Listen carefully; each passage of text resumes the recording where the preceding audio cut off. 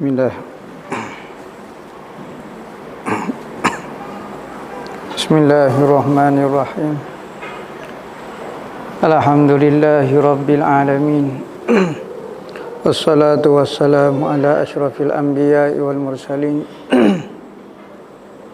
Sayyidina Muhammadin wa ala alihi wa sahbihi ajma'in. Ala rabbi syrah li sadri wa yassir li amri wahlul 'uqdatam min lisani yafqahu qawli. Subhanaka la ilma lana illa ma 'allamtana innaka antal alimul hakim. Wala haula wala quwwata illa billahil aliyyil azim. Nawaitu ta'lu wa ta'lim wa tazakkura wa tazkira wan naf'a wal intifa' wal ifadah wal istifadah wal hasa 'ala tamassuki bi kitabillah wa sunnati rasulih wa du'a ilal huda wa dalalata 'alal khair ibtigha'a wajhillah wa qurbihi wa sawabihi subhanahu wa ta'ala. Allahumma inni as'aluka ilman ladunni wa mashraba safihani ya wahabu ya ghani. Qala al-muallif rahimahullahu ta'ala wa nafa'ana bihi wa bi ulumihi fid dharain amin. Rabbi yasir wa la tu'asir wa tammim bil khair wa la haula wa la quwwata illa billahil aliyyil azim. Amma ba'du, assalamualaikum warahmatullahi wabarakatuh. Berkata Allamah Mufassir Muhaddis Rabbani Abdullah Sirajuddin Al-Husaini dalam kitab dia Sayyidina Muhammad Rasulullah sallallahu alaihi wasallam, sehinggalah kepada hadis yang ke-31.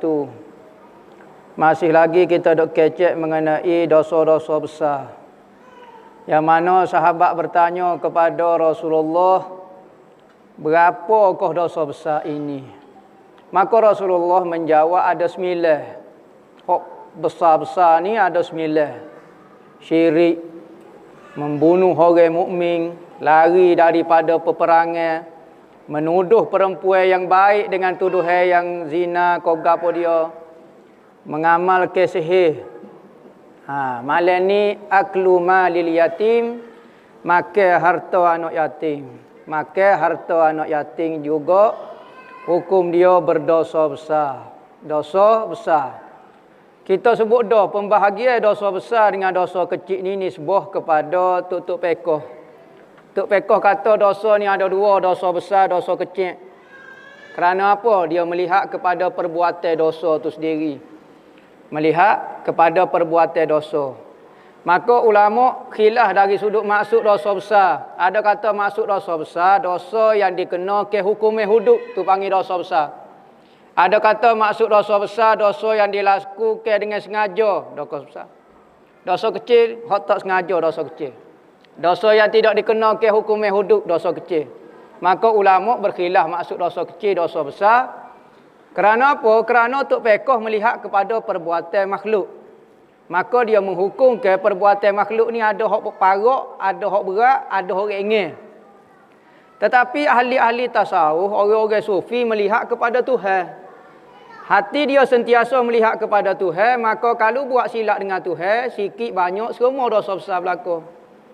Maka tidak ada istilah dosa kecil, dosa besar, kerana dia tidak melihat kepada perbuatan itu, dia lihat kepada siapa yang kamu buat salah. Sekalipun skala yang kecil, tetapi kepada orang besar. Contohnya kalau kita buat silap dengan raja, benda jadi besar.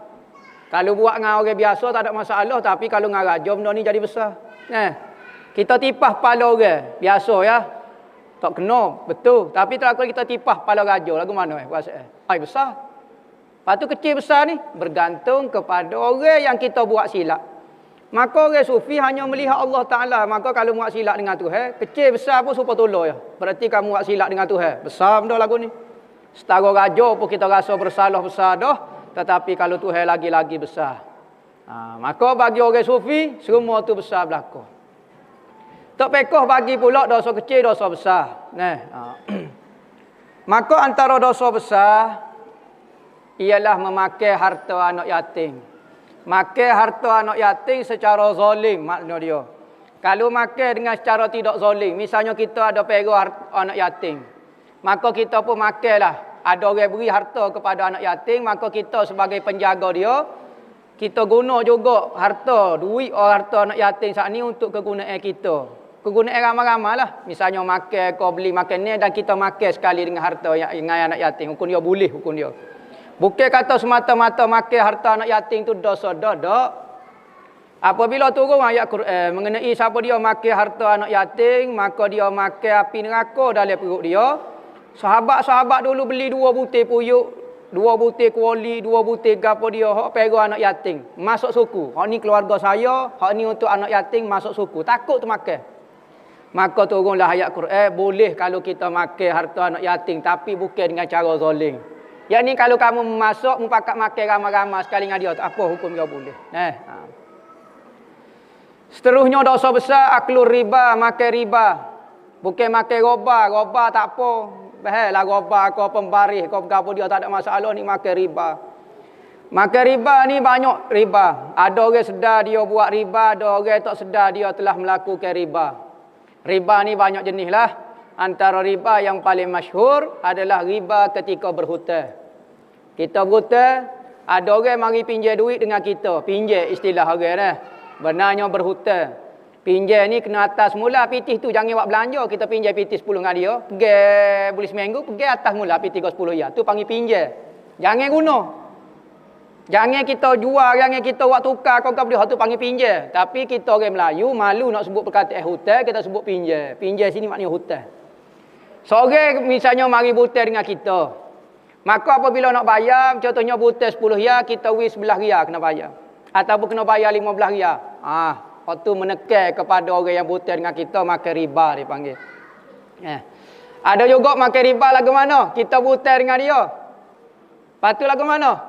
Bayar berapa ya? Bayar supalah. Awak hutang dengan saya 100, bayar 100. Cuma gini boleh tak awak tolong beki pagar rumah saya boleh tak? Beki tu free? Free. Maka tu juga riba. Bayaran yang sama tapi kita minta khidmat dia, manfaat daripada orang yang berhutang dengan dia. Kita suruh dia beki ke, kita suruh hantar anak sekolah ke, kita suruh hantar, boleh tak? Awak nak hutang dengan saya 10 ya. Depan rumah saya tu nampak ada pasir, tambung, tulis kokok biar jadi sterik, riba. Berarti kita bayar di samping bayaran ada perkhidmatan kita minta dengan dia. Itu hukum dia riba. Ataupun kita ada orang hutang dengan kita. Dia nak jual barang, kita pun beli dengan harga murah. Beli dengan harga murah. Orang hutang dengan kita. Dia terparuk ada mutu. Dia kata lagu mana saya tak cukup lagi duit ni. Lagu mana saya nak jual murah-murah. Jangan beli. Takut apa? Takut jadi riba. Begitu juga macam-macam lah. Waktu kadang-kadang riba kita sedar. Kadang-kadang riba kita tak sedar. Ulama dulu kalau orang berhutang dengan dia. Kalau lalu di rumah orang yang berhutang dengan dia. Ulama dulu tak kira lalu dekat. Apa? Takut bayar rumah dia. Bayar bumbung rumah orang yang berhutang dengan dia. Kena dia. Kita lalu kita lalu bumbung rumah orang tu teduh tu kita lalu nah. Tapi orang zaman dulu kalau dia orang rumah ni buta dengan dia tak buat lagu tu. Kerana takut ambil manfaat dengan bayar rumah orang pula. Di samping bayar ambil manfaat bayar pula. Maka riba ni macam-macam jenis. Riba macam-macam jenis, sedar tak sedar, kadang-kadang kita termakan riba. Riba riba lebih, riba bayar lebih, riba goni, aklur riba, makan riba. Nabi kata orang makan riba ni apabila hari kiamat diri dia seperti orang yang dimasuk hatu, masuk hatu.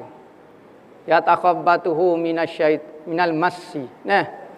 Orang makan riba ni keadaan dia seperti orang masuk hatu pada hari kiamat. Tak khabar mau taligak tak tahu alik mana. Tu orang makan riba. Ada riwayat kata orang makan riba ni perut dia pada hari kiamat seperti sebutir rumah yang dipenuh dengan kala jeking, penuh dengan api dalam perut dia. Kita kata apa lagu tu? Itulah muka hakikat dia sebenarnya. Sekalipun atas muka dunia dia nampak steady, nampak okey, tetapi dia penggemar, pemakai riba, maka Tuhan zahirkan rupa sebenar dia. Sebab tu dunia ini Tuhan tak zahirkan rupa sebenar kita. Maka rupa sebenar kita adalah amalan kita. Orang yang zina pada hari di dunia, muka dia comel, tapi akhirat Tuhan akan zahirkan rupa zina tu lagu mana.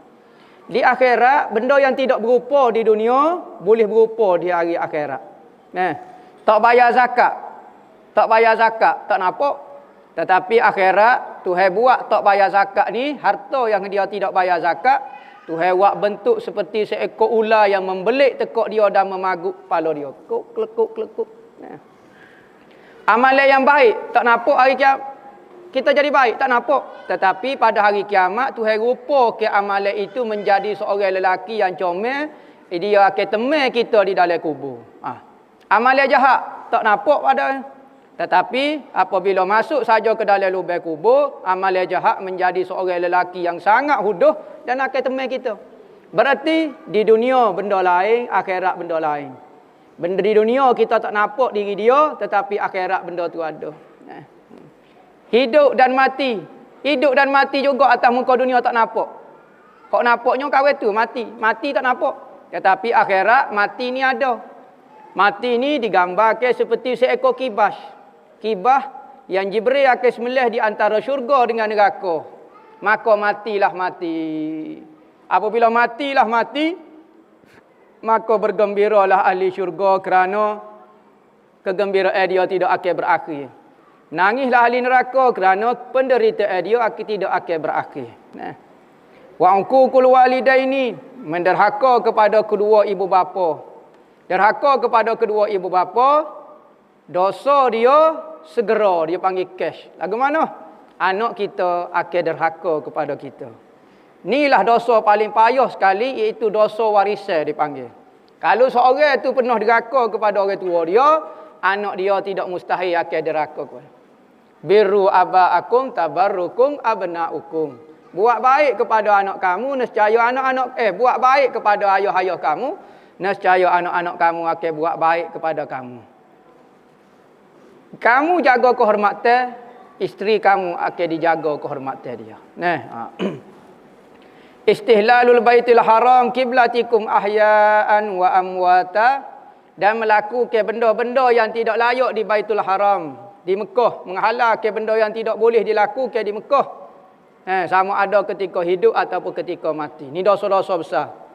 Nabi kata tidak matilah seorang lelaki yang tidak beramal dengan dosa besar. Tak pernah dia buat dosa-dosa besar.